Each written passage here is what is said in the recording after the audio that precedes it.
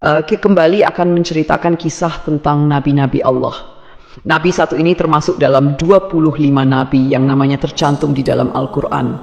Kisahnya sangat menarik untuk disimak, karena setan bahkan sampai iblis turun tangan pun tak sanggup untuk menggoda manusia pilihan Allah Subhanahu wa Ta'ala ini.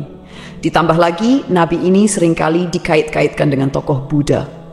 Banyak yang beranggapan bahwa beliau adalah sosok Siddhartha Gautama yang menjadi pendiri dari agama Buddha. Untuk itu, di video kali ini, kita akan membahas tentang kisah Nabi Allah Zulkifli alaihissalam. Assalamualaikum warahmatullahi wabarakatuh, sobat beriman yang dimuliakan Allah. Alangkah lebih baik jika sahabat sekalian bantu channel ini terus berkembang dengan cara like, komen, dan subscribe. Semoga kita selalu dalam keadaan sehat walafiat, dipanjangkan rezekinya, dan dimudahkan urusannya. Amin ya rabbal alamin. Nama Nabi Zulkifli disebutkan hanya 2 kali di dalam Al-Quran, yaitu di dalam surat Syad ayat ke-48. Dan ingatlah kan Ismail, Ilyasa, dan Zulkifli. Semuanya termasuk orang-orang yang paling baik. Kemudian di surat Al-Anbiya ayat ke-85. Dan ingatlah kisah Ismail, Idris, dan Zulkifli. Semuanya mereka termasuk orang-orang yang sabar. Meskipun Zulkifli tidak disebutkan secara tegas dalam Al-Quran bahwa beliau adalah seorang nabi, karena di kedua ayat tersebut nama Zulkifli disebutkan dengan pujian bersamaan dengan para nabi lainnya, maka para ulama dan sejarawan menyimpulkan bahwa Zulkifli juga seorang nabi. Menurut pendapat dari Imam Ibnu Katsir di dalam tafsir Al-Quran Al-Azim, beliau menegaskan bahwa Zulkifli adalah seorang nabi utusan Allah Subhanahu wa Ta'ala. Alasan beliau, tidak ada seorang pun yang namanya disebut dalam deretan nama nabi-nabi, kecuali dia adalah seorang nabi. Akan tetapi teman-teman, ada pula beberapa ulama yang menyebutkan bahwa Zulkifli bukanlah seorang nabi. Akan tetapi, beliau hanyalah seorang yang saleh dan adil. Di antara sekian banyak ulama yang berpendapat demikian adalah Imam Ibnu Jarir At-Tabari. Teman-teman, Zulkifli bukanlah nama sebenarnya. Itu adalah sebuah julukan atau nama kehormatan yang diberikan untuk seseorang. Di dalam kitab Ibnu Katsir, nama asli dari Zulkifli adalah Bashar atau Bashar. Disebutkan juga di sana bahwa Nabi Zulkifli adalah putra dari Nabi Ayub alaihissalam. Jadi nasab beliau adalah Bashar bin Ayub. Nasab lengkapnya adalah Bashar bin Ayub bin Amus bin Tawaf bin Rum bin Aish bin Ishaq bin Ibrahim al-Khalil. Beliau hidup sekitar abad ke-16 sampai abad ke-15 sebelum Masehi dan diutus Allah Subhanahu wa Ta'ala kepada suatu kaum yang bernama Arami atau Amori. Kaum ini adalah bangsa Romawi kuno yang tinggal di wilayah sekitar Damaskus, Suriah, dan Yordania. Di sanalah Nabi Zulkifli melanjutkan tugas kenabiannya dari ayahnya, yaitu Nabi Ayub. Ini adalah pendapat dari Imam Ibnu Katsir. Namun, para ulama lain ada yang berbeda pendapat tentang kapan masa diutusnya Nabi Zulkifli ini. Kalau menurut Imam Ibnu Jarir At-Tabari, Nabi Zulkifli adalah penerus dari Nabi Ilyasa yang hidup sekitar abad ke-9 Masehi. Namun, antara Imam Ibnu Katsir dan Imam At-Tabari sama-sama menyebutkan bahwa Nabi Zulkifli adalah salah seorang raja di negeri Syam. Kisahnya begini, teman-teman. Ada sebuah negeri di Syam yang dipimpin oleh seorang raja saleh. Raja ini merupakan salah seorang nabi yang diutus Allah Subhanahu wa Ta'ala. Beliau bernama Raja Ilyasa atau Nabi Ilyasa. Ketika itu Nabi Ilyasa sudah sangat tua dan beliau tidak memiliki anak laki-laki sebagai penerusnya. Maka ketika itu Nabi atau Raja Ilyasa mengumpulkan rakyatnya di suatu tempat. Kemudian Nabi Ilyasa berkata, "Wahai kaumku, saat ini aku sudah sangat tua dan tidak memiliki pengganti di kerajaan ini. Aku akan menunjuk salah seorang di antara kalian untuk menjadi penggantiku selagi aku masih hidup dan agar aku bisa melihat bagaimana kerjanya. Siapa yang mau menerima 3 hal dariku, maka aku akan tunjuk dia sebagai penggantiku. Yang pertama, selalu berpuasa di siang hari. Yang kedua, selalu salat pada malam hari. Dan yang ketiga, dia tidak pernah marah seumur hidupnya. Siapakah dari kalian yang mau?" Makanya, orang-orang dari kaumnya merasa tak sanggup melakukannya. Mereka pun saling tatap-tapan satu sama lain, berharap salah seorang di antara mereka ada yang tunjuk tangan. Namun, ditunggu beberapa lama, tak satu pun orang mau melakukannya ketika itu. Lalu dari barisan belakang ada yang menyahut, "Saya, wahai Nabiullah." Suara itu berasal dari seorang laki-laki yang usianya masih sangat muda. Pemuda ini bernama Bashar. Kemudian Nabi Ilyasa berkata, "Wahai anakku, engkau masih sangat muda. Tugas ini sangatlah berat untukmu." Nabi Ilyasa pun menolak pemuda ini karena dirasa dia masih sangat muda dan terlihat masih sedikit pengalaman. Keesokan harinya, di tempat yang sama dan dengan orang-orang yang sama, Nabi Ilyasa berseru hal yang sama lagi kepada kaumnya. Tapi tetap saja ketika itu tak ada yang mau menerima tawaran tersebut, kecuali pemuda yang bernama Basyar. Dia kembali mengacungkan tangan, dan lagi-lagi Nabi Ilyasa menolaknya dengan alasan yang sama. Sampailah pada hari ketiga, Nabi Ilyasa berseru hal yang sama. Beliau berharap kali ini bukan hanya Basyar saja yang tunjuk tangan. Tapi ternyata teman-teman, sama seperti kemarin, ketika itu hanya Basyar yang tunjuk tangan dan menyanggupi segala persyaratan tersebut. Alasan detail Nabi Ilyasa menolak adalah karena selain dia harus menjadi raja yang menjamin kesejahteraan semua kaumnya, dia juga harus menjadi hakim yang adil, yang bisa berlaku bijaksana dalam memutuskan segala permasalahan kaumnya. Nah, karena Basyar ini masih sangat muda, Nabi Ilyasa khawatir dia tidak bisa berlaku adil dan bijaksana. Akhirnya, karena sudah 3 kali tidak yang mau, Nabi Ilyasa pun mengangkat Basyar menjadi raja sekaligus hakim. Namun, kegiatan yang dilakukan Basyar tetap dipantau oleh Nabi Ilyasa. Basyar pun mulai menjalani puasa di siang hari dan salat atau beribadah sampai larut malam. Sehari-hari, dia juga selalu menahan amarahnya. Nabi Ilyasa kagum dengan pemuda ini. Tak disangka-sangka, dia sanggup menjalani semua persyaratan itu. Dia juga luar biasa bijak dalam menyelesaikan segala masalah di dalam kaumnya. Nabi Ilyasa bangga kepada Basyar yang telah menepati janji-janjinya. Karena itu, Basyar diberikan julukan Zulkifli, yang artinya sanggup, karena kesanggupannya menjalankan semua persyaratan. Ditambah lagi, dia selalu berlaku adil dan bijaksana. Sobat beriman yang dimuliakan Allah, kisah naiknya Zulkifli atau Basyar menjadi raja disampaikan oleh Imam Ibnu Katsir di dalam kitabnya yang berjudul Qisasul Anbiya. Hanya saja nama rajanya berbeda, bukan Nabi Ilyasa, melainkan di sana dituliskan raja itu bernama Yasa. Lain halnya di dalam kitab Ibnu Jarir, beliau menuliskan bahwa raja pada masa itu adalah Nabi Allah Ilyasa. Seiring berjalannya waktu, Nabi Ilyasa pun meninggal dunia. Kini Raja Zulkifli tak ada lagi yang memantau. Sepeninggal Ilyasa, Nabi Zulkifli memimpin negeri Syam dengan sangat baik. Zulkifli sangat mementingkan urusan rakyatnya daripada urusan dirinya dan keluarganya. Beliau memegang teguh janjinya untuk selalu berpuasa di siang hari, beribadah di malam hari, dan tak pernah sekalipun marah. Zulkifli selalu sabar dalam keadaan apapun. Di sisi lain, iblis kesalehan dan kebaikan Nabi Zulkifli dalam memimpin rakyatnya, serta begitu kuatnya dia memegang janji. Maka iblis pun tak tinggal diam. Kemudian iblis mengutus tentaranya, yaitu setan-setan yang sangat kuat, untuk menggoda Zulkifli supaya minimal goyah sedikit keimanannya. Berkali-kali iblis mengutus setan untuk menggoda, berkali-kali pula mereka gagal. Tak ada satupun setan yang berhasil menggoda Nabi Zulkifli ini. Akhirnya, iblis berinisiatif untuk turun tangan langsung menggoda Nabi Zulkifli. Dia pun mulai mencari waktu yang tepat. Teman-teman, di dalam kerajaan Nabi atau Raja Zulkifli ini, setiap harinya beliau sibuk dengan urusan kerajaannya. Setiap hari jadwal beliau dari pagi sampai siang adalah berangkat ke pengadilan di negeri itu untuk menjadi hakim dan menyelesaikan masalah-masalah rakyatnya. Kemudian, persidangan dilanjutkan kembali setelah beliau bangun.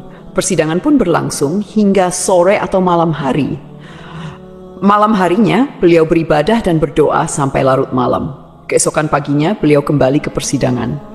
Begitulah rutinitas yang dilakukan Nabi Zulkifli setiap harinya. Zulkifli benar-benar merupakan figur seorang raja yang memuliakan seluruh rakyatnya. Melihat kesalehan Nabi Zulkifli, iblis pun mencari peluang untuk menggoda beliau. Kali ini, iblis berniat membuat Nabi Zulkifli marah, agar beliau melanggar janjinya kepada Nabi Ilyasa untuk tidak marah sama sekali.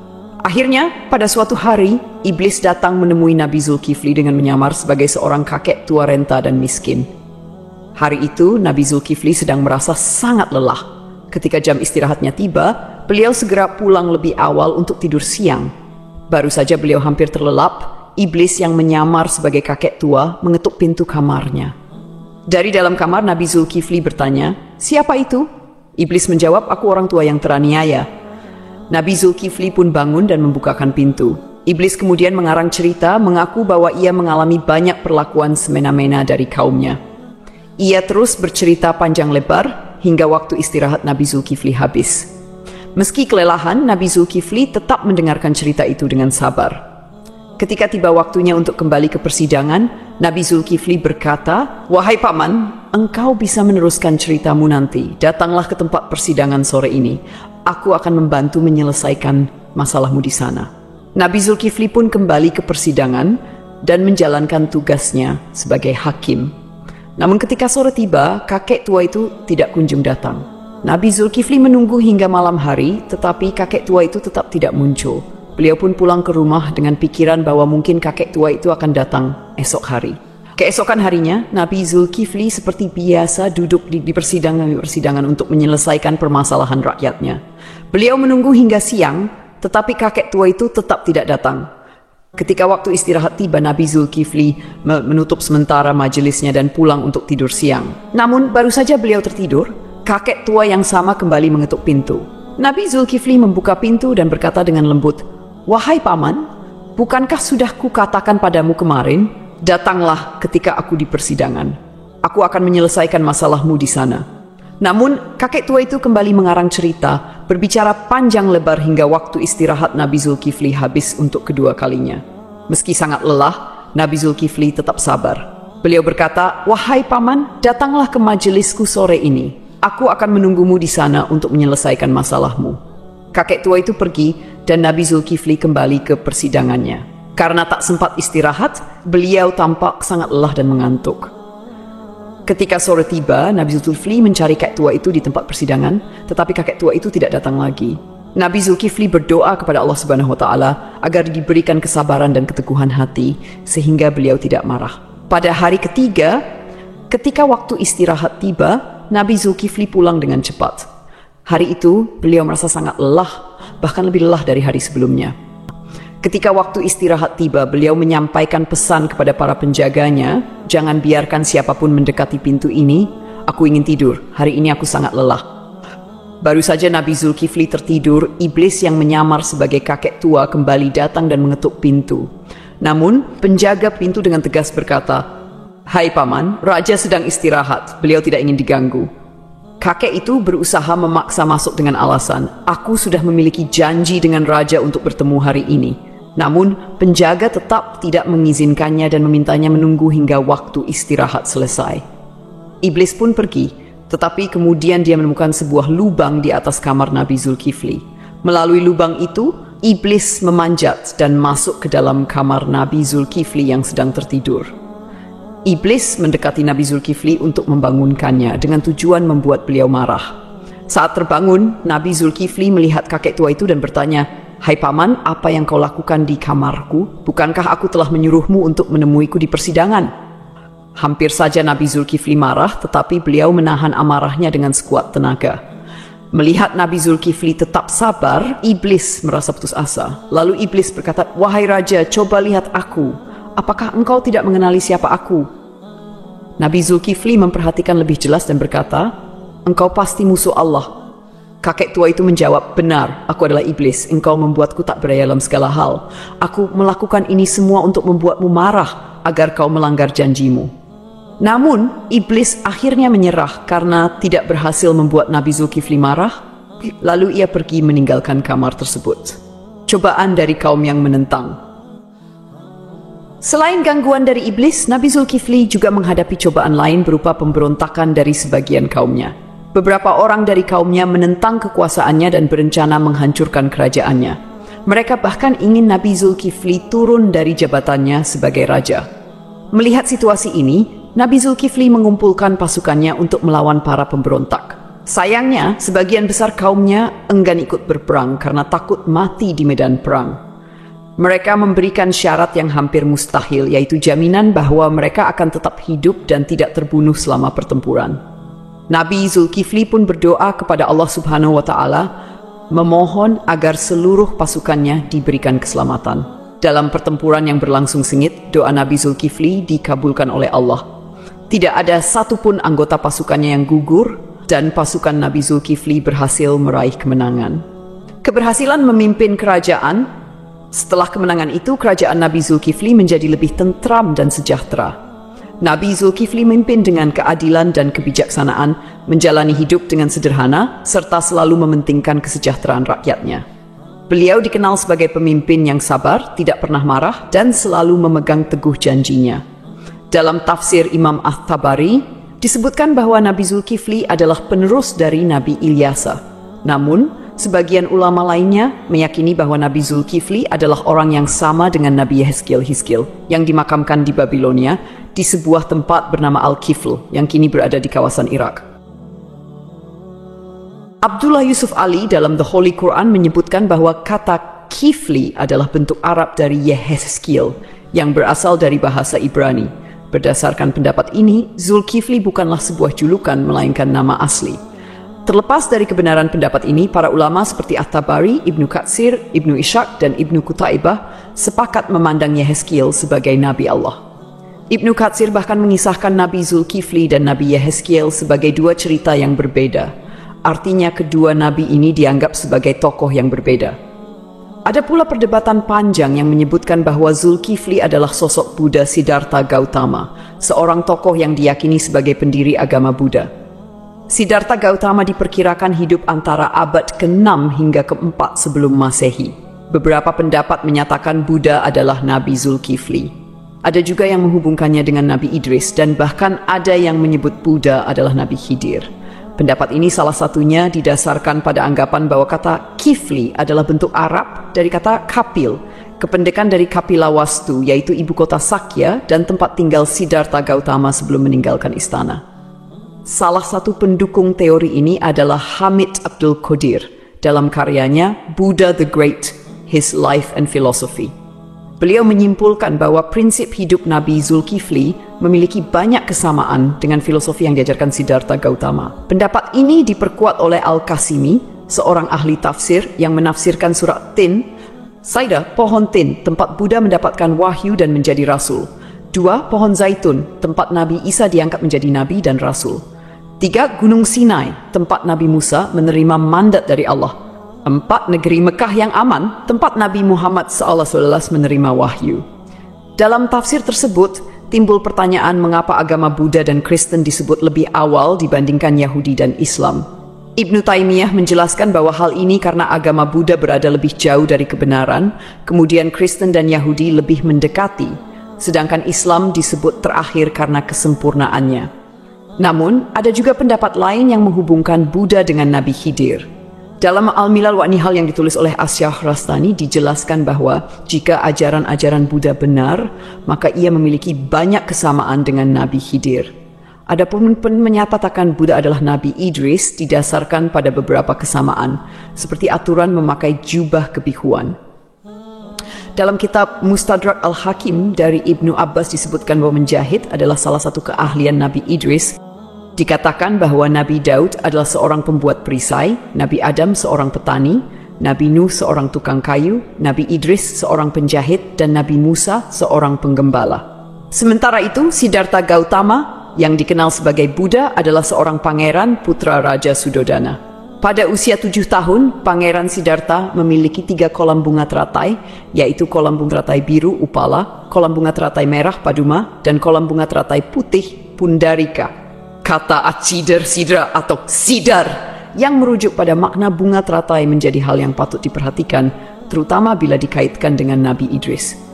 Kisah Sang Buddha yang mencapai kesempurnaan menuju nirwana dianggap memiliki kesamaan dengan Nabi Idris yang mencapai surga Allah tanpa melalui kematian. Pada suatu malam, Pangeran Siddhartha memutuskan meninggalkan istananya dan menjalani hidup sebagai seorang pertapa. Di usia 40 tahun, beliau dikatakan diangkat sebagai nabi.